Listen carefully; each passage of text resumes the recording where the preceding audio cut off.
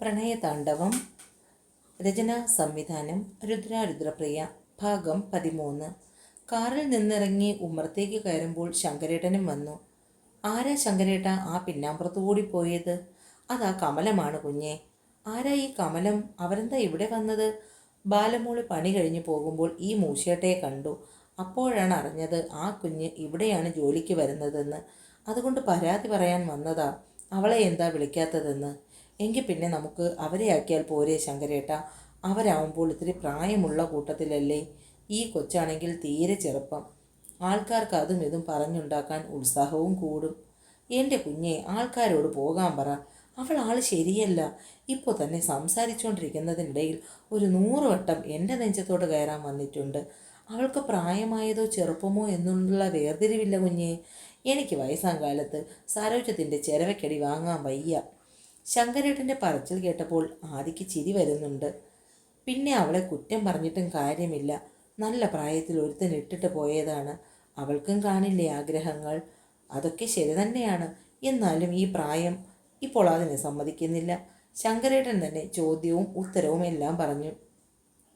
ആദ്യം അകത്തേക്ക് കയറുമ്പോൾ ശങ്കരേട്ടൻ പിന്നാലെ ചെന്നു. ആ കൊച്ചൊരു പാവമാണ് കുഞ്ഞെ. തൊട്ടാൽ പൊട്ടുന്ന പ്രായത്തിലുള്ള ഒരു പെൺകൊച്ചിനെ വിശ്വസിച്ച് എവിടെയെങ്കിലും പറഞ്ഞു നിർത്താൻ പറ്റുമോ? അതല്ലേ ഞാൻ ഇവിടെ ധൈര്യമായി വിളിച്ചത്. നല്ല സ്വഭാവവും അടക്കവും ഒതുക്കവുമുള്ള കൊച്ച്. ആവശ്യത്തിന് കൂടുതൽ വൃത്തിയുമുണ്ട്. ശ്രീമംഗലത്തമ്മയും മൂന്നൂട്ടനും വന്നു കഴിഞ്ഞാൽ കുഞ്ഞിൻ്റെ കാര്യങ്ങൾ നോക്കുന്നതിനും ഒരാളാവും. ഞാനിതൊക്കെ ഓർത്തിട്ടാണ്. ആദ്യം പിന്നീടൊന്നും പറയാൻ നിന്നില്ല. കഴിച്ചു കഴിഞ്ഞ് ഫോണുമായി മുകളിലേക്ക് പോയി. അമ്മയെ വീഡിയോ കോൾ വിളിച്ചപ്പോൾ കാത്തിരുന്ന പോലെ കോളെടുത്ത്. ചേ ധ്രുവ, അച്ചയുടെ കുഞ്ഞ് എന്ത് ചെയ്യുമായിരുന്നു? കഴിച്ചോ അമ്മേ? ധ്രുവൻ്റെ കയ്യിലേക്കിരിക്കുന്ന സ്ക്രീനിലേക്ക് എത്തി നോക്കുന്ന അമ്മയോട് ആദ്യം ചോദിച്ചു. ഇപ്പോൾ കഴിച്ചതേ ഉള്ളൂ. നീ കഴിച്ചോ? കഴിച്ചമ്മ. ഓഫീസിൽ നിന്ന് വന്ന് കഴിച്ചിട്ടാണ് നിങ്ങളെ വിളിക്കാൻ വന്നത്. ഇന്നിനി ഉച്ചയ്ക്ക് ശേഷം പോകണ്ടെന്ന്. ടൗൺ വരെ പോകേണ്ട കാര്യമുണ്ട്. അപ്പോൾ പുറത്തുനിന്ന് വൈകുന്നേരത്തേക്ക് കഴിക്കാമെന്ന് കരുതി. വൃത്തിയൊക്കെ ഉള്ള കൂട്ടത്തിലാണോ അച്ചു ആ കൊച്ച്? ആദിത്യൻ അമ്മയുടെ അച്ചുവാണ്. വൃത്തിയൊക്കെ ഇത്തിരി കൂടുതലാണെങ്കിലേ ഉള്ളൂ അമ്മേ. ആഹാരമൊക്കെ നിനക്ക് പിടിക്കുന്നുണ്ടോ? അമ്മയെപ്പോലെ നല്ല അസ്സലായി പാചകം ചെയ്യും. കാണാനൊക്കെ എങ്ങനെ? അത് മാത്രം അറിയില്ല. കാരണം ഞാൻ നേരെ ചൊവ്വെ കണ്ടിട്ടില്ല. ഭക്ഷണമൊക്കെ കൊണ്ട് മേശമേൽ വെച്ചിട്ട് മാറി നിൽക്കും. എൻ്റെ നിഴൽ വിട്ടതുപോലും വരാറില്ല. പിന്നെ അവിടെ വേറെ എന്തൊക്കെയുണ്ട് വിശേഷം? ശങ്കരേട്ടൻ പറഞ്ഞ കാര്യങ്ങളൊക്കെ പറയുമ്പോൾ അമ്മ പൊട്ടിച്ചിരിക്കുകയായിരുന്നു. കുറേ നാളിന് ശേഷമാണ് അമ്മയുടെ ആ ചിരി. ആ ഓർമ്മയിൽ തന്നെ ആദിയുടെ മനസ്സ് വേദനിച്ചു. ധ്രുവനെ അമ്മയ്ക്ക് മാനേജ് ചെയ്യാൻ പറ്റുന്നുണ്ടോ? അവൻ അമ്മയെ ബുദ്ധിമുട്ടിക്കുന്നുണ്ടോ? നീ പോയ 1-2 ദിവസങ്ങളിൽ പാടായിരുന്നു. പക്ഷേ ഇപ്പോഴവൻ അഡ്ജസ്റ്റായി.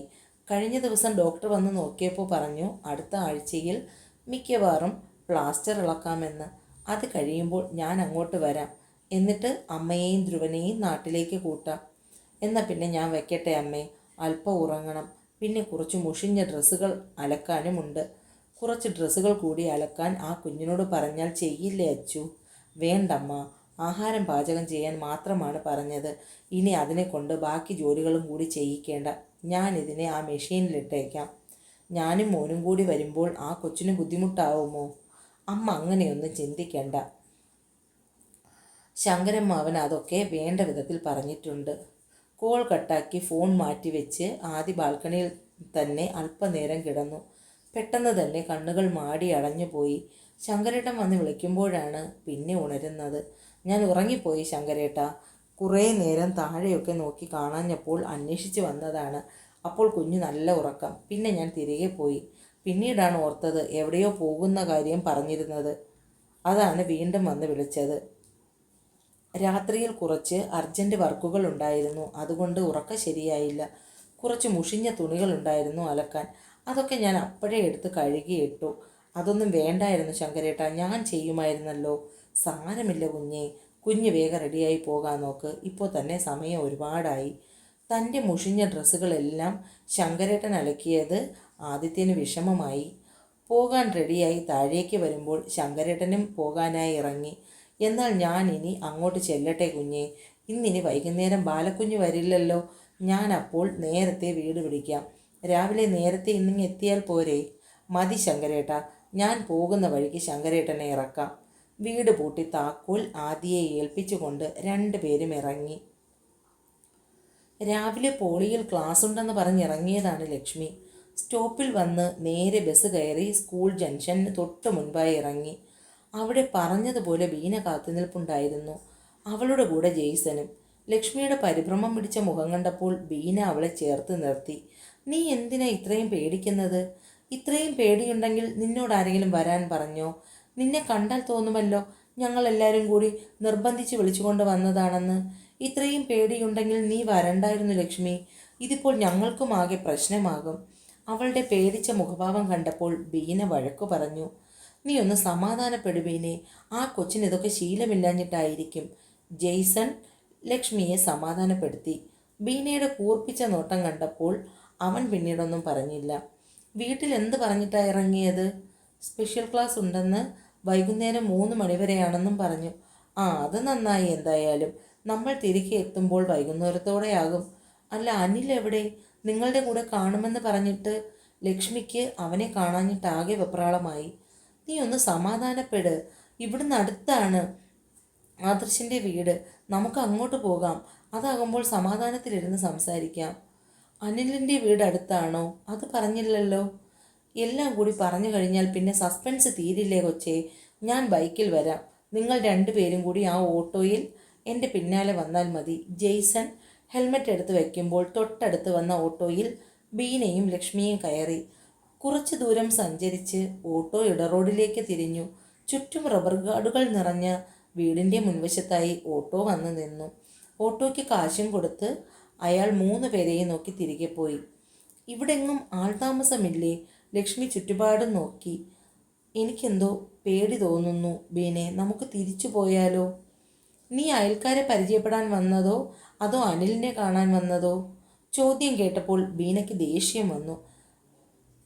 നീയല്ലേ എടുത്തു ചാടി വരുന്നു എന്ന് പറഞ്ഞത്? നീ പോകുന്നെങ്കിൽ പൊയ്ക്കോ. എനിക്ക് പേടിയൊന്നുമില്ല. ഞങ്ങൾ ഇടയ്ക്ക് ഇവിടെ വരാറുള്ളതാണ്. അതുകൂടി കേട്ടപ്പോൾ ലക്ഷ്മിയുടെ വാ തുറന്നുപോയി. ബീന ഇപ്പോൾ ഇതിനു മുമ്പ് ഇവിടെ വന്നിട്ടുണ്ടോ? പിന്നെ വരാതെ. ജെയ്സൻ്റെ ഏറ്റവും ബെസ്റ്റ് ഫ്രണ്ടാണ് ആദർശ്. ഞങ്ങൾക്ക് അത്യാവശ്യത്തിന് എവിടെയെങ്കിലും ഇരുന്ന് സംസാരിക്കണമെന്ന് പറയുമ്പോൾ അവനത് സെറ്റ് ചെയ്ത് തരും. പുറത്തെവിടെയെങ്കിലും പോയിരിക്കാമെന്ന് കരുതിയാൽ പിന്നെ സദാചാര പോലീസായി ബഹളമായി. ഇതാകുമ്പോൾ ശല്യവുമില്ല. പുറത്ത് നിൽക്കാതെ നീ ഇങ്ങോട്ട് കയറാൻ നോക്ക്. ബീന അവളുടെ കൈയും പിടിച്ച് അകത്തേക്ക് കയറി. ചെറിയൊരു ഓടിട്ട വീടാണ്. തറയിൽ റെഡ് ഓക്സൈഡാണ്. 2 മുറിയും അടുക്കളയും സിറ്റൗട്ടും. അകത്തേക്ക് കയറുമ്പോൾ തന്നെ കണ്ടു അനിലിനെ. അവനെ കണ്ടപ്പോൾ മുഖത്തൊരു പുഞ്ചിരി വിരിഞ്ഞു. എന്താടാ, വീട്ടിലാരുമില്ലേ? അമ്മ തൊഴിലുറപ്പിന് പോയിരിക്കുകയാണ്. വരുമ്പോൾ ഇനി വൈകുന്നേരമാകും. അനിയൻ പണിക്ക് പോയി. ഇങ്ങനെ നിൽക്കാതെ താൻ ഇരിക്കടോ, അനിൽ പറഞ്ഞുകൊണ്ട് ലക്ഷ്മിയെ അവൻ അരികിലേക്ക് പിടിച്ചിരുത്തി. എന്നാൽ നിങ്ങൾ എന്തെങ്കിലും മിണ്ടിയും പറഞ്ഞും ഇരിക്കെ. ഞങ്ങൾ രണ്ടുപേരും അകത്ത് കാണും. ബീനയും ജെയ്സനും അകത്തെ റൂമിലേക്ക് കയറിപ്പോകുമ്പോൾ ലക്ഷ്മി കണ്ണും തുറച്ച് അനിലിനെ നോക്കി. നീ ഇതൊന്നും കണ്ട് പേടിക്കേണ്ട. ഇവിടെ വന്നു കഴിഞ്ഞാൽ അവരുടെ സ്ഥിരം റൂം അതാണ്. പറയൂ, പിന്നെ എന്തൊക്കെയുണ്ട് വിശേഷം? കുറച്ച് ദിവസമായി കാണുന്നില്ലല്ലോ. ആകെ ഒരു ഒളിച്ചുകളിയാണല്ലോ നിനക്ക്. അവളുടെ മുഖത്തേക്ക് വീണ് കിടക്കുന്ന മുടി ചെവിയുടെ പിന്നിലേക്ക് ഒതുക്കി കൊടുത്ത് പെട്ടെന്നുള്ള അനിലിൻ്റെ പ്രവൃത്തിയിൽ അവൾ ഞെട്ടി നീങ്ങി മാറി. മുറിക്കുള്ളിലേക്ക് പോയ ബീന അവിടെ എന്ത് ചെയ്യുകയായിരിക്കും എന്നായിരുന്നു ലക്ഷ്മിയുടെ വെപ്രാളം മുഴുവനും. അവളുടെ കണ്ണുകൾ ഇടയ്ക്കിടയ്ക്ക് ആ മുറിയുടെ വാതിൽക്കലേക്ക് നീങ്ങുന്നത് അനിൽ കണ്ടു. അവരെന്താണ് ചെയ്യുന്നതെന്നറിയാനുള്ള ആകാംക്ഷയാണോ തനിക്ക്? ചോദിക്കുന്നതിനോടൊപ്പം തന്നെ അനിൽ എഴുന്നേറ്റ് ആ റൂമിൻ്റെ വാതിൽക്കൽ ചെന്ന് അല്പം തള്ളി തുറന്നു. ലക്ഷ്മിയെ കയ്യാട്ടി വിളിച്ചു. കയ്യിലിരുന്ന ബാഗ് സോഫയിൽ വെച്ച് ലക്ഷ്മി അനിലിൻ്റെ പിന്നാലെ ചെന്ന് നോക്കുമ്പോൾ തുറന്നു വെച്ച ചെറിയ വിടവിലൂടെ പരസ്പരം മത്സരിച്ച് കെട്ടിപ്പുണരുന്ന ബീനയെയും ജെയ്സനെയുമാണ് കണ്ടത്. ലക്ഷ്മി വേഗം മുഖം തിരിച്ചു കളഞ്ഞു. അനിൽ കതക് ചാരി വെച്ചു. ലക്ഷ്മിക്ക് പിന്നീട് അനിലിൻ്റെ മുഖത്തേക്ക് നോക്കാൻ തന്നെ കഴിഞ്ഞില്ല. എന്നാൽ അവൻ അവളുടെ അടുത്തേക്കിരുന്ന് തോളിലൂടെ കൈയിട്ട് അവളെ തന്നോട് ചേർത്ത് പിടിച്ചു. എനിക്ക് തന്നെ വലിയ ഇഷ്ടമാണ്. നിനക്കും എന്നെ ഇഷ്ടമാണെന്നറിയാം. അതുകൊണ്ടല്ലേ എൻ്റെ വീട്ടിലേക്ക് വന്നത്. അനിൽ എഴുന്നേറ്റ് പ്രധാന വാതിൽ ചാരി കുറ്റിയിട്ടു. അനിൽ ശരീരത്തിൽ തൊടുമ്പോൾ ലക്ഷ്മി ആകെ വല്ലാത്തൊരവസ്ഥയിലായി. ആദ്യമായാണ് ഒരു പുരുഷൻ തൻ്റെ ശരീരത്തിൽ കൈവയ്ക്കുന്നത്. തനിക്ക് എൻ്റെ മുറിയൊക്കെ കാണണ്ടേ, വാടോ. അവളെ ചേർത്ത് പിടിച്ചുകൊണ്ട് തന്നെ അനിൽ സോഫയിൽ നിന്നും എഴുന്നേറ്റു. നമുക്ക് ഇവിടെ ഇരുന്ന് സംസാരിച്ചാൽ പോരെ? തനിക്കെന്നെ അത്രയ്ക്ക് വിശ്വാസമില്ലെങ്കിൽ ഇവിടെ തന്നെ ഇരിക്കാം. അനിൽ അവളുടെ മേലുള്ള അവൻ്റെ കൈ മാറ്റി. താൻ പറഞ്ഞത് അവന് വിഷമമായി എന്ന് ലക്ഷ്മിക്ക് തോന്നി. അവൾ വേഗം അവൻ്റെ കൈയെടുത്ത് അവളുടെ തോളിലേക്ക് തന്നെ വെച്ചു. അനിലിനത് കണ്ടപ്പോൾ ചിരി വന്നു. അവൾ തൻ്റെ വഴിക്കായി എന്ന് മനസ്സിലായി. അവനോടൊപ്പം ആ റൂമിനുള്ളിലേക്ക് കയറുമ്പോൾ ലക്ഷ്മിയുടെ ദേഹം വിറയ്ക്കുന്നത് അനിൽ അറിഞ്ഞു. താൻ എന്തിനാണോ ഇത്രയും പേടിക്കുന്നത്? അവളെ ചേർത്ത് പിടിച്ച് നടക്കുന്നതിനിടയിൽ അവൻ ചോദിച്ചു. ഇതാണ് നമ്മുടെ റൂം. അവളെ ബെഡിലേക്കിരുത്തി അവൻ ചേർന്നിരുന്നു. നമ്മുടെ വിവാഹം കഴിഞ്ഞ് ഇവിടാണ് നമ്മുടെ. ലക്ഷ്മിയുടെ മുഖം നാണത്താൽ ചുവന്നു പോയി. അനിൽ ആ നേരം കൊണ്ട് മുറിയുടെ കതക് ചാരി ലോക്കാക്കി. കുനിഞ്ഞ മുഖവുമായിരിക്കുന്ന ലക്ഷ്മിയുടെ അടുത്തേക്ക് വന്ന് അവളുടെ മുഖം പിടിച്ചുയർത്തി. ഇരുണ്ട നിറമാണ് ലക്ഷ്മി, എങ്കിലും കാണാൻ അഴകാണ്. ചെറിയ കണ്ണുകളും തടിച്ചു മലർന്ന ചുണ്ടുകളുമാണ്. അതാണ് അവളുടെ ഭംഗി കൂട്ടുന്നത്. അവൻ്റെ കണ്ണുകളാകെ ആ മുഖത്ത് ഓടി നടന്നു. പലപ്പോഴും നോട്ടങ്ങൾ തമ്മിൽ കൊരുക്കുമ്പോൾ അവൾ പിടഞ്ഞു മാറി. എന്നാൽ ആദർശ് തന്ത്രപൂർവം അവളെ തന്നിലേക്ക് അടുപ്പിച്ചു. അവളുടെ കവിളുകളിൽ മാറി മാറി അവൻ്റെ ചുണ്ടുകൾ പതിഞ്ഞു. വലതു കൈ അവളുടെ കൈകളിൽ തഴുകി. ആദ്യമായി അറിയുന്ന ആനന്ദത്തിൽ പലപ്പോഴും ലക്ഷ്മി പിടഞ്ഞുപോയി. അവളുടെ മലർന്നു തടിച്ച ചുണ്ടുകളിൽ അനിൽ തൻ്റെ ചുണ്ട് ചേർത്ത് വെച്ചു. നുണഞ്ഞു. ആദ്യമായി തനിക്ക് കിട്ടുന്ന ചുംബനം. അതിൻ്റെ ആലസ്യം അവളുടെ കണ്ണുകളിൽ കൂമ്പിയടഞ്ഞു. ആദർശിൻ്റെ കൈകൾ മുകളിലേക്ക് ചലിച്ച് ലക്ഷ്മിയുടെ ചുരിദാറിൻ്റെ സ്ലിറ്റിനിടയിലൂടെ അവളുടെ മർദ്ദവങ്ങളിൽ എത്തുമ്പോൾ അവൻ്റെ കൈകളും വിറച്ചു തുടങ്ങി. ലക്ഷ്മി ഇടം കൈകൊണ്ട് അവൻ്റെ കൈകളെ തടഞ്ഞുവെങ്കിലും ബലം പോരാതായി.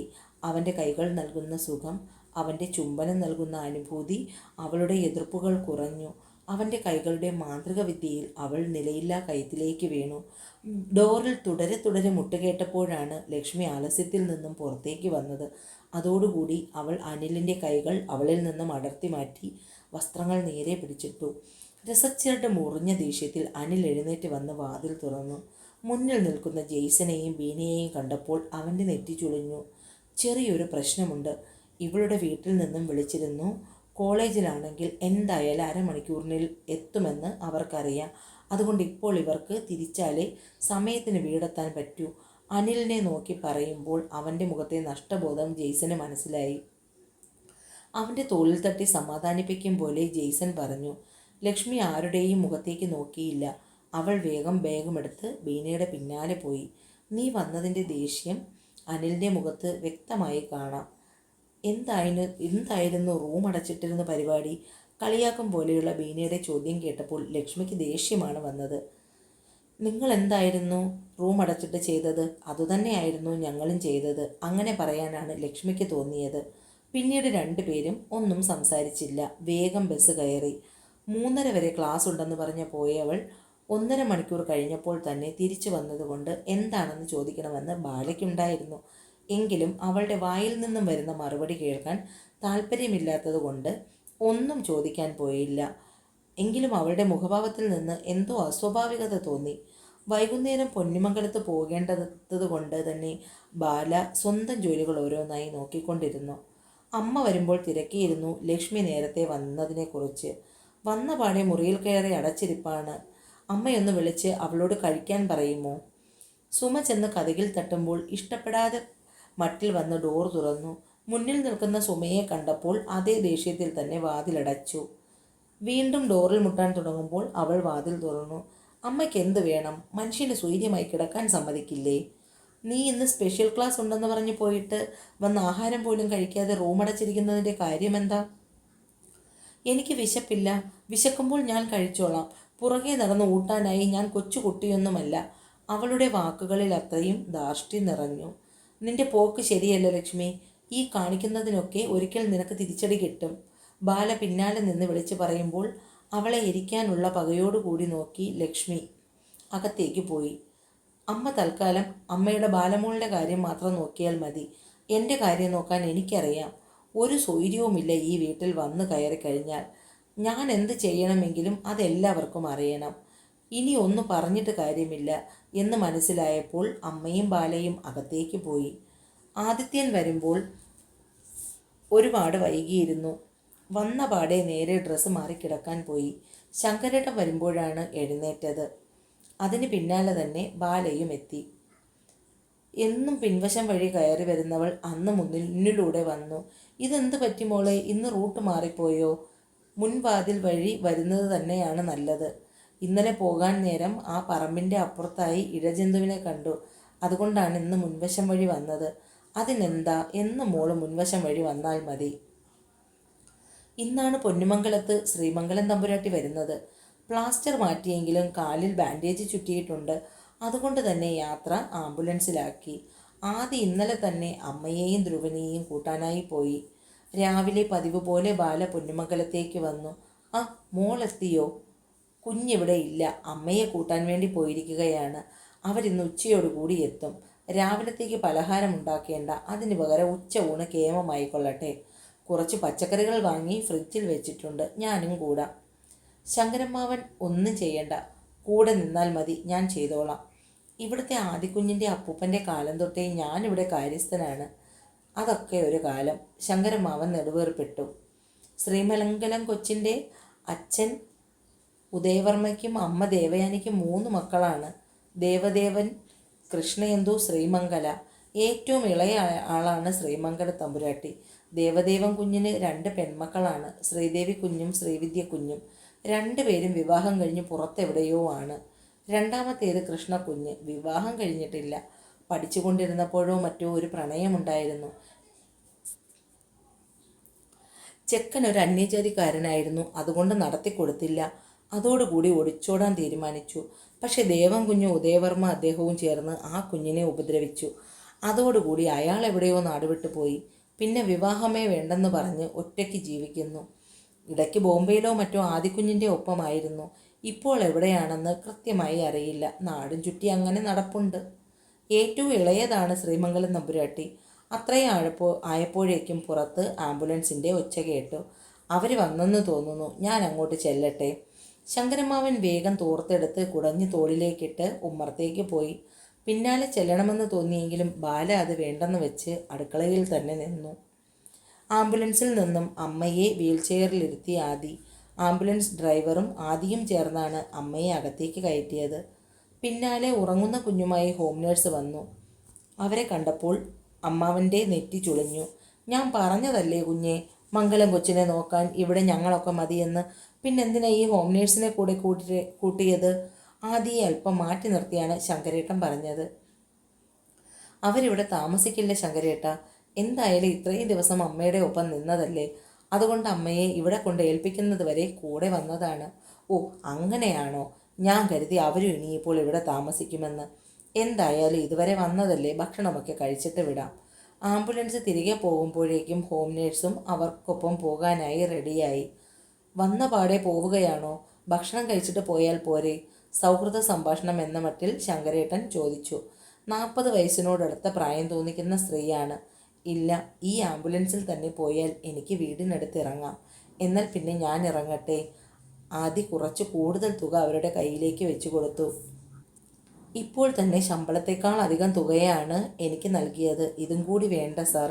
അവരത് തിരിച്ചു കൊടുക്കാൻ ശ്രമിച്ചു. ഇല്ല, ഇതിരിക്കട്ടെ, ഞങ്ങളുടെ സന്തോഷത്തിന്. അവരാ പണം വാങ്ങി ബാഗിനുള്ളിൽ ഭദ്രമായി വെച്ചു. അമ്മയോടും ആദിയോടും യാത്ര പറഞ്ഞ് പുറത്തേക്ക് പോയി. ഒരുപാട് നേരം യാത്ര ചെയ്തത് കൊണ്ടാണെന്ന് തോന്നുന്നു അച്ചു അമ്മയ്ക്ക് വല്ലാത്ത കാലുവേദന. ഒന്ന് കിടക്കണം. അതിനെന്താ അമ്മ, ഞാൻ മോനെ ഒന്ന് കൊണ്ട് കിടത്തിയിട്ട് വരട്ടെ. കുഞ്ഞിനെയും കൊണ്ട് ആദി റൂമിനുള്ളിലേക്ക് പോയി. അവനെ ബെഡിൽ കിടത്തി. തിരികെ വന്ന് വീൽചെയർ ഉരുട്ടി മുറിയിലേക്ക് ചെന്ന് അമ്മയെ ബെഡിനോട് ചേർത്തിരുത്തുമ്പോൾ അമ്മ നിരങ്ങി ബെഡിലേക്കിരുന്നു. മോൻ്റെ അടുത്തായി കിടന്നു. അല്ല, ആ കുട്ടിയെ പുറത്തെങ്ങും കണ്ടില്ലല്ലോ, ഇന്ന് വന്നില്ലേ? അടുക്കളയിലുണ്ട്. അത് ആരുടെയും കൺവെട്ടത്ത് വരില്ല. എന്തെങ്കിലും സംസാരിക്കുന്നെങ്കിൽ ശങ്കരേട്ടനോട് മാത്രമേയുള്ളൂ. അതിനോടൊന്ന് ഇവിടെ വരാൻ പറയൂ ശങ്കര. ആ കുട്ടിയെ കാണാനായി വല്ലാത്ത കൊതി തോന്നുന്നു. അമ്മ ഇപ്പോൾ ഇനി വന്നതല്ലേ ഉള്ളൂ, ഇവിടെ തന്നെ ഉണ്ടല്ലോ, എപ്പോൾ വേണമെങ്കിലും കാണാവുന്നതല്ലേ. അതല്ല അച്ചു, എനിക്കെന്തോ ആ കുട്ടിയെ കാണണമെന്ന് തോന്നുന്നു. ഞാൻ വിളിക്കാം. മോളെ ബാലേ. അടുക്കളയിൽ നിൽക്കുമ്പോൾ ശങ്കരമ്മാവൻ്റെ വിളി കേട്ടു. എങ്കിലും പുറത്തേക്ക് പോകണോ എന്നാലോചിച്ച് അവിടെ തന്നെ നിന്നു. വിളിച്ചിട്ട് കാണാത്തത് കൊണ്ട് തന്നെ ശങ്കരമ്മാവൻ അടുക്കളയിലേക്ക് ചെന്നു. എന്താ കുട്ടിയെ വിളിച്ചിട്ട് കാണാത്തത്? മംഗളത്തമ്മ നിന്നെ വിളിക്കുന്നു, ഒന്ന് അത്തടം വരെ വരൂ. ആ അമ്മയ്ക്ക് കാല് വയ്യാതിരിക്കുകയാണ്, കുട്ടിയെ ഒന്ന് കാണണമെന്ന് പറഞ്ഞു. ഞാൻ അങ്ങോട്ട് വന്നു കഴിഞ്ഞാൽ എന്നെ കണ്ട് ഇഷ്ടപ്പെടാതെ പറഞ്ഞു വിടുവോ ശേഖരമാവ? അയ്യേ, എന്തായി പറയണ കുട്ടിയെ? കുട്ടിയെ കണ്ടാൽ ആർക്കെങ്കിലും അങ്ങനെ ഇഷ്ടപ്പെടാണ്ടിരിക്കുവോ? മഹാലക്ഷ്മിയല്ലേ, വരൂ. മടിച്ചാണ് ബാലശേഖരമ്മാവൻ്റെ പിന്നാലെ മുറിയിലേക്ക് ചെന്നത്. മുറിക്കുള്ളിലേക്ക് കയറി കതകിൻ്റെ അടുത്തേക്ക് മാറി നിന്നു. മോൾ എന്തിനാ ഇങ്ങനെ മറഞ്ഞു നിൽക്കുന്നത്? വരൂ, ഞാനൊന്ന് കാണട്ടെ. അതുകൂടി കേട്ടപ്പോൾ ബാല അല്പം കൂടി വെളിച്ചത്തിലേക്ക് നീങ്ങി നിന്നു. ഐശ്വര്യം തിങ്ങി നിൽക്കുന്ന അവളുടെ മുഖം കണ്ടപ്പോൾ തന്നെ മംഗലത്തമ്മയുടെ മനസ്സ് നിറഞ്ഞു.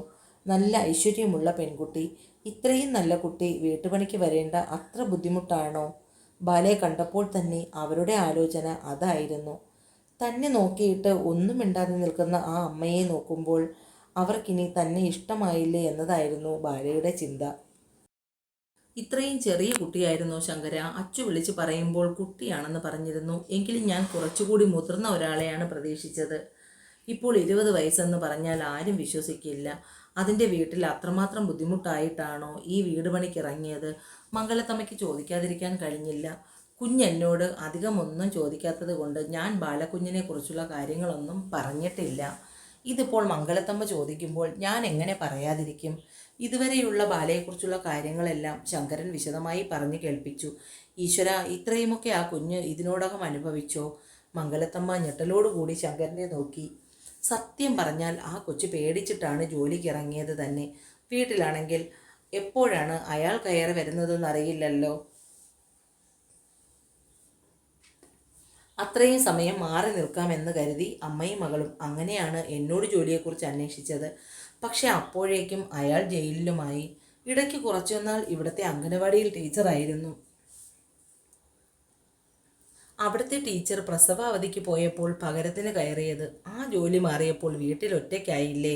അതുപോലെ തന്നെ സുമയുടെ വരുമാനം മാത്രം വെച്ച് ആ കുടുംബം എങ്ങനെ കഴിഞ്ഞു പോകും? ഇവിടെ നിന്നിപ്പോൾ എന്തെങ്കിലും കിട്ടിയാൽ അതവർക്കൊരു സഹായമാവും. മാത്രവുമല്ല, കാണാനും വർക്കത്തുള്ള പെങ്കൊച്ച്, എവിടെയെങ്കിലും വിശ്വസിച്ച് പറഞ്ഞു വിടാമോ? കുഞ്ഞാദ്യം കണ്ടപ്പോൾ എന്നോട് ഇത് ശരിയാകില്ലെന്ന് തന്നെയാ പറഞ്ഞത്. പക്ഷെ ഞാനാണ് നിർബന്ധം പിടിച്ചിവിടെ നിർത്തിയത്. പാവമാണ് മംഗലത്തമ്മേ, സാധു. അതിവിടെ നിന്നോണ്ട് പോട്ടെ, ആർക്കും ഒരു ഉപദ്രവത്തിനും വരില്ല. ഇതൊക്കെ കേട്ടപ്പോൾ എനിക്ക് പാവം തോന്നുന്നു. നമ്മളായിട്ട് അതിനെ ദ്രോഹിക്കേണ്ട, നിന്നോട്ടെ. നിറഞ്ഞ മനസ്സോടുകൂടിയുള്ള മംഗലത്തമ്മയുടെ ആ പറച്ചിൽ ശങ്കരനും സമാധാനമായി. ഞാനും മോനൂട്ടനും കൂടിയുണ്ട്. ആ കുട്ടിക്ക് ബുദ്ധിമുട്ടാവുമോ ശങ്കര? അങ്ങനെ ഒന്നുമില്ല. എന്തെങ്കിലും ഉണ്ടെങ്കിൽ പറഞ്ഞാൽ മതി. അടുക്കളയിൽ തന്നെ ഞാനും എന്തെങ്കിലുമൊക്കെ സഹായിച്ചു കൊടുക്കും. അതിനെ കൊണ്ട് തനിയെ ചെയ്യിക്കാൻ തോന്നില്ല. വൈകുന്നേരം വരെ വേണമെങ്കിലും നിൽക്കാൻ പറയാം. ഇവിടെ നിന്നിപ്പോൾ അത്യാവശ്യപ്പെട്ട് വീട്ടിൽ ചെന്നാലും അവിടെ ആരും കാണില്ല. തനിയെ ഇരിക്കണം. അതിനേക്കാൾ ഭേദം വൈകുന്നേരം പോകുന്നതാണ്. ഞാൻ സുമത്തിനോടുകൂടി ചോദിക്കാം. ആ കുട്ടിയുടെ അമ്മയോട് ചോദിക്കുന്നതിന് മുമ്പ് ആ കുട്ടിയോടൊന്ന് ചോദിക്കൂ ശങ്കര, താല്പര്യമാണോ എന്ന്. അതിൻ്റെ മറുപടി കേട്ടിട്ട് അമ്മയോട് സംസാരിച്ചാൽ പോരെ? മുറിക്കുള്ളിലേക്ക് കയറി വന്ന ആദി അവരുടെ സംസാരം മുഴുവനും കേട്ടില്ല. ആരോട് എന്ത് ചോദിക്കുന്ന കാര്യമാണ് അമ്മ പറയുന്നത്? ഇവിടെ ജോലിക്ക് നിൽക്കുന്ന ആ ബാല, ആ കുട്ടിക്ക് ഞങ്ങൾ വന്നത് ബുദ്ധിമുട്ടാകുമോ അച്ചു? വൈകുന്നേരം വരെ അതിനോട് നിൽക്കുന്നതിനെ പറ്റി ചോദിക്കുകയായിരുന്നു. അത് വേണോ അമ്മ? 20 വയസ്സ് കഴിഞ്ഞെങ്കിലും അതിനെ കണ്ടാൽ അത്രയൊന്നും തോന്നില്ല.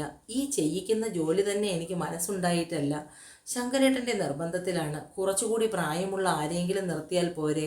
അതാകുമ്പോൾ അമ്മയുടെയും മോനൂട്ടൻ്റെയും വീട്ടിലെ ബാക്കി കാര്യങ്ങളും ഒക്കെ നോക്കിക്കൊള്ളും. ആദ്യം അവൻ്റെ അഭിപ്രായം പറഞ്ഞു. അങ്ങനെ പറയല്ലേ കുഞ്ഞെ, ഇവിടെ ഇപ്പോൾ അത്രയ്ക്ക് ഭാരിച്ച പണിയൊന്നുമില്ല. എന്തിനും ഞാനും കൂടി സഹായിക്കും. എനിക്ക് എൻ്റെ മോളെ പോലെയാണ് ആ കൊച്ച്. അതാണ് ഞാനും പറയുന്നത്. ശങ്കരമ്മാവൻ ഈ പ്രായത്തിൽ അതിൻ്റെ പുറകെ നടന്ന് ജോലി ചെയ്യേണ്ട വല്ല ആവശ്യവുമുണ്ടോ? നമുക്ക് മറ്റൊരാളെ ആക്കുകയാണെങ്കിൽ അവർ തന്നെ എല്ലാം ചെയ്തുകൊള്ളും. ശങ്കരൻ ദയനീയ ഭാവത്തിൽ മംഗലത്തമ്മയെ നോക്കി. എന്തായാലും ബാലമോളോട് ഒന്ന് ചോദിക്കാം, അതിനുശേഷം ഒരു തീരുമാനമെടുക്കാം. അതുപോരെ അച്ചു? മംഗലത്തമ്മ ആ പറഞ്ഞത് ശരിയാണ്. ഞാൻ ആ കുഞ്ഞിനെ വിളിക്കാം.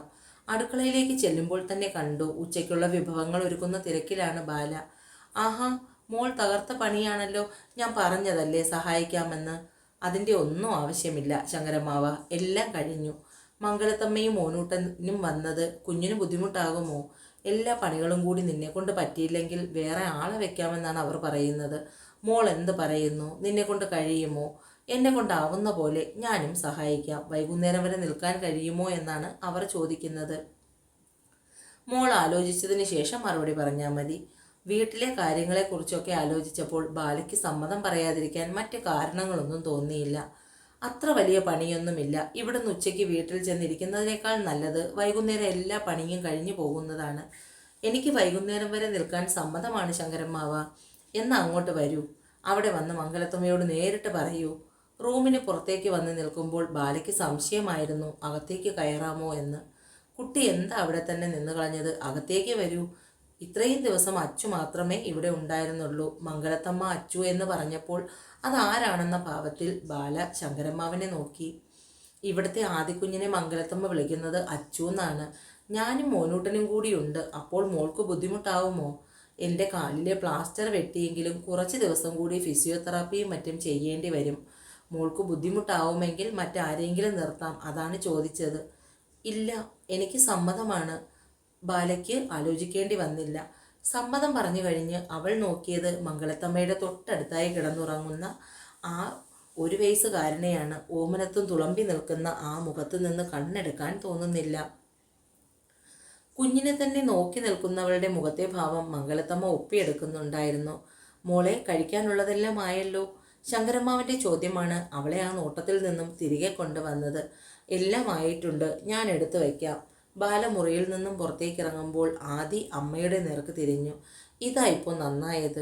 അവളെ തന്നെ ജോലിക്ക് നിർത്തണമോ എന്ന് തീരുമാനമെടുക്കാൻ വന്നപ്പോൾ അമ്മ അവളെ വൈകുന്നേരം വരെ ഇവിടെ നിർത്താൻ തീരുമാനിച്ചു. അത് വേണോ അമ്മേ? ആ കൊച്ചിനെ കൊണ്ട് എല്ലാ കാര്യങ്ങളും കൂടി നടക്കുമെന്ന് എനിക്ക് തോന്നുന്നില്ല. ആദി പിന്നെയും വിസമ്മതം പ്രകടിപ്പിച്ചു. എൻ്റെ പൊന്നു കുഞ്ഞെ, ബാലക്കൊച്ചിൻ്റെ വീട്ടിലെ അവസ്ഥ അത്രയും കഷ്ടമാണ്. ആ കൊച്ചിവിടെ നിന്നോട്ടെ. ഞാൻ ഇനിയൊന്നും പറയുന്നില്ല. ഒടുവിൽ എന്തെങ്കിലും പ്രശ്നമുണ്ടായാൽ എന്നെ അതിനൊന്നും വിളിക്കണ്ട. ആദി മുറിയിൽ നിന്നും പുറത്തേക്ക് ഇറങ്ങിപ്പോയി. ആദിക്കുഞ്ഞ് പ്രശ്നമുണ്ടാക്കുമോ മംഗലത്തമ്മ? ഇഷ്ടപ്പെടാത്ത മട്ടിലാണ് പുറത്തേക്ക് പോയത്. അതൊന്നും കാര്യമാക്കണ്ട ശങ്കര. പതിയെ അവനെല്ലാം മനസ്സിലാക്കിക്കോളും. ആ കൊച്ചിൻ്റെ അവസ്ഥ അറിഞ്ഞപ്പോൾ എനിക്കതിനെ വിടാൻ തോന്നുന്നില്ല, അതാണ്. ഞാനും അത്രയേ വിചാരിച്ചുള്ളൂ. പ്രായം തികഞ്ഞ കൊച്ചല്ലേ, പഠിക്കാനൊക്കെ നല്ല മിടുക്കിയാണ്. +2 എന്തോ നല്ല മാർക്ക് വാങ്ങിയാണ് പാസ്സായത്. പക്ഷെ പറഞ്ഞിട്ടെന്താ കാര്യം? അതിൻ്റെ തലയിൽ വരച്ചത് നേരെയല്ല. മംഗലത്തമ്മ അതിന് മറുപടി ഒന്നും പറഞ്ഞില്ല. ഞാൻ എന്തായാലും അങ്ങോട്ട് ചെന്ന് അതിനെ ഒന്ന് സഹായിക്കട്ടെ. ഒരുപാട് ദൂരം യാത്ര ചെയ്ത് വന്നതല്ലേ, അതിൻ്റെ ക്ഷീണം കാണും. കുറച്ചു നേരം കിടക്കുമ്പോഴേക്കും ഞാനെല്ലാം എടുത്തു വെച്ച് വന്ന് വിളിക്കാം. ഒരു ഫോൺ വന്നതുകൊണ്ട് ആദ്യം അതുമായി റൂമിൽ നിന്നും സിറ്റൗട്ടിലേക്ക് ഇറങ്ങി. ഞാനിവിടെ വന്നിട്ടിപ്പോൾ ഏകദേശം 2 ആഴ്ചയിൽ കൂടുതലായി. ഈ വഴിയൊന്നും നീ വന്നതുപോലുമില്ലല്ലോ. പരിഭവത്തോടു കൂടിയാണ് ആദി പറഞ്ഞു തുടങ്ങിയത്. എന്തൊക്കെയോ കാര്യമായി സംസാരിച്ച് ചിരിച്ചു നോക്കുമ്പോഴാണ് കയ്യിലൊരു കത്തിയുമായി പറമ്പിലേക്ക് ഇറങ്ങിപ്പോകുന്ന ശങ്കരമ്മാവനെ കാണുന്നത്. ശങ്കരമ്മാവൻ പറമ്പിലിറങ്ങി കഴിഞ്ഞതും തൊട്ടു പിന്നാലെ പാഞ്ഞോടിപ്പോകുന്ന ബാലയും. 2 പേരും കൂടി എന്തോ കാര്യമായി സംസാരിച്ച് ഇല മുറിയുകയാണ്. ശങ്കരേട്ടൻ മുറിഞ്ഞു കൊടുക്കുന്ന ഇലയൊക്കെ കയ്യിൽ വാങ്ങി മറിച്ചും തിരിച്ചും നോക്കുന്നുണ്ട്. ഒടുവിൽ ഒരു കുഞ്ഞില കാണിച്ച് അതും കൂട്ടി ശങ്കരേട്ടനെ കൊണ്ട് പറിച്ചെടുത്തു. അവളുടെ ബഹളവും ചിരിയുമൊക്കെ കണ്ടു കഴിഞ്ഞാൽ ഏതോ 10ാം ക്ലാസ്സിൽ പഠിക്കുന്ന പെൺകുട്ടിയാണെന്ന് തോന്നും. എത്ര നേരം ആ കാഴ്ച നോക്കി നിന്നു എന്ന് ആദിക്ക് തന്നെ അറിയില്ല. മറുപുറത്തു നിന്ന് അനക്കമൊന്നുമില്ലാതെ ആയപ്പോഴാണ് ഫോണിൽ ശ്രദ്ധിച്ചത്. അപ്പോഴേക്കും അത് കട്ടായിരുന്നു. ഊണ് വിളമ്പി വെച്ചതിന് ശേഷമാണ് ശങ്കരേട്ടൻ ആദിയെ വിളിക്കാനായി മുകളിലേക്ക് വന്നത്. ഭക്ഷണമെല്ലാം വിളമ്പി വെച്ചിട്ടുണ്ട് കുഞ്ഞെ. മംഗലത്തമ്മയെ കൂടി ആ ഡൈനിങ് ടേബിളിലേക്ക് കൊണ്ടുവന്നാൽ എല്ലാവർക്കും ഒന്നിച്ചിരുന്ന് കഴിക്കാം. കുഞ്ഞുണർന്ന് കരയുന്നത് കേട്ടുകൊണ്ടാണ് ബാല അടുക്കളയിൽ നിന്നും റൂമിലേക്ക് ചെന്നത്. മംഗലത്തമ്മ തോളിൽ കിടത്തി സമാധാനപ്പെടുത്തുന്നുണ്ടെങ്കിലും സ്ഥലം മാറി വന്നതുകൊണ്ട് തന്നെ നിർബന്ധം കുറയ്ക്കാതെ അവൻ കരയുകയാണ്. കരച്ചിലിൻ്റെ ഒച്ച കൂടുന്നത് കണ്ടപ്പോൾ ആദി വേഗം മുറിയിൽ എത്തി. എന്താ അമ്മ? മോൻകുട്ടൻ വല്ലാത്ത നിർബന്ധത്തിലാണല്ലോ. സ്ഥലം മാറിയതല്ലേ, അതുകൊണ്ടായിരിക്കും. നീ കുറച്ചു നേരം മോനെ പുറത്തോട്ടൊക്കെ ഒന്ന് കൊണ്ടുപോയാൽ മാത്രമേ അവൻ്റെ കരച്ചിൽ മാറൂ. നിർബന്ധം തുടങ്ങിയാൽ പിന്നെ വലിയ പാടാണ്. ആദി വേഗം കുഞ്ഞിനെ തോളിൽ കിടത്തി മുറിയിൽ നിന്നും പുറത്തേക്കിറങ്ങി. ബാല ആദി കുഞ്ഞിനെയും കൊണ്ട് പോകുന്നത് നോക്കി അവിടെ തന്നെ നിന്നു. അതുവരെ സന്തോഷത്തോടു കൂടിയിരുന്ന മംഗലത്തമ്മയുടെ മുഖം നിരാശയിൽ ഇരുണ്ടുപോയത് ബാല ശ്രദ്ധിച്ചു. കുഞ്ഞിൻ്റെ കരച്ചിലടക്കാൻ നോക്കിയിട്ട് നടക്കാതെ വന്നപ്പോൾ അവർക്കും സങ്കടം തോന്നി. നിർബന്ധം പിടിച്ച് കരയാൻ തുടങ്ങിയാൽ പിന്നെ പെട്ടെന്നൊന്നും അത് മാറില്ല. ഞാനൊന്ന് എടുത്തു നോക്കട്ടെ അമ്മേ, സാറിനത് ഇഷ്ടമാവുമോ? അവൻ ഇങ്ങനെ കരഞ്ഞു കഴിഞ്ഞാൽ പെട്ടെന്ന് അസുഖം വരും. മോളൊന്നു ചെന്ന് എടുത്തു നോക്ക്, കരച്ചിൽ മാറിയാലോ. മടിച്ച് നിൽക്കുന്ന അവളെ കണ്ടപ്പോൾ മംഗലത്തമ്മ ശങ്കരനെ നോക്കി. ശങ്കരൻ ഒന്ന് ചെന്ന് അച്ചുവിനോട് കുഞ്ഞിനെ ബാലയുടെ കയ്യിൽ കൊടുക്കാൻ പറയുമോ? ഇങ്ങനെ നിർബന്ധിച്ച് കരഞ്ഞാൽ അവന് പനി വരും. എനിക്കിത് കേൾക്കാൻ വയ്യ. അപ്പോഴേക്കും കുഞ്ഞുമായി ആദി അകത്തേക്ക് വന്നു. എന്താ അമ്മേ മോൻ ഇങ്ങനെ നിർബന്ധം പിടിക്കുന്നത്? കരച്ചിൽ കൂടുന്നതല്ലാതെ കുറയുന്നില്ല. അച്ചു, നീ മോനെ ബാലയുടെ കയ്യിൽ കൊടുക്ക്. ചിലപ്പോൾ അവൾ എടുത്തു കഴിഞ്ഞാൽ കുഞ്ഞ് കരച്ചിൽ നിർത്തിയാലോ. ആദിക്കത് ഒട്ടും തന്നെ ഇഷ്ടമായില്ല. ഇത്രയും നാൾ കൂടെയുണ്ടായിരുന്ന ഞാൻ എടുത്തിട്ട് കരച്ചിൽ നിർത്താത്തവനാണ് ഇന്ന് കാണുന്നൊരുവിൽ കരച്ചിൽ മാറ്റാൻ പോകുന്നത്. ബാല എടുക്കുമ്പോൾ കുഞ്ഞ് നിർബന്ധത്തോടെ ആദ്യം അള്ളിപ്പിടിച്ചു. ഞാൻ പറഞ്ഞില്ലേ, അവൻ ആരുമായും പെട്ടെന്ന് അടുക്കില്ല. ബാല ഒരിക്കൽ കൂടി നിർബന്ധിച്ച് കുഞ്ഞിനെ തൻ്റെ കൈകളിലെടുത്തു. ബാലയുടെ കയ്യിൽ വന്നിട്ടും കുഞ്ഞ് ആദിയുടെ കയ്യിലേക്ക് ചാടാൻ നോക്കി. എന്നാൽ ബാല അവനെ അടക്കി പിടിച്ച് തൻ്റെ ശരീരത്തോട് ചേർത്തു. അങ്ങനെ തന്നെ കുഞ്ഞിനെയും കൊണ്ട് പുറത്തേക്കിറങ്ങി. അല്പനേരം പറമ്പിലൂടെ കുഞ്ഞിനെയും കൊണ്ട് നടന്നപ്പോൾ തന്നെ കുഞ്ഞ് കരച്ചിൽ ഒരുവിധം നിർത്തി ബാലയുമായി ഇണങ്ങാൻ ശ്രമിച്ചു. കുഞ്ഞിൻ്റെ ശരീരത്തിൽ നിന്നും ബനിയനും ഇട്ടിരുന്ന നിക്കറും ഊരി മാറ്റി. അപ്പോൾ തന്നെ അവന് പകുതി ആശ്വാസമായി. നേരമായിട്ടും കുഞ്ഞിൻ്റെ അനക്കമൊന്നുമില്ല. നോക്കി വന്നപ്പോഴാണ് കിരറ്റിൻകരയിലിരുന്ന് വട്ടപാത്രത്തിൽ തണുത്ത വെള്ളത്തിൽ നിന്ന് അല്പമെടുത്ത് കുഞ്ഞിൻ്റെ മേൽ കഴുകുന്ന ബാലയെ കാണുന്നത്. അവൾ ശരീരത്തിൽ വെള്ളം ഒഴിക്കുന്നതിനനുസരിച്ച് മോനൂട്ടൻ മോണ കാട്ടി ചിരിക്കുന്നുണ്ട്.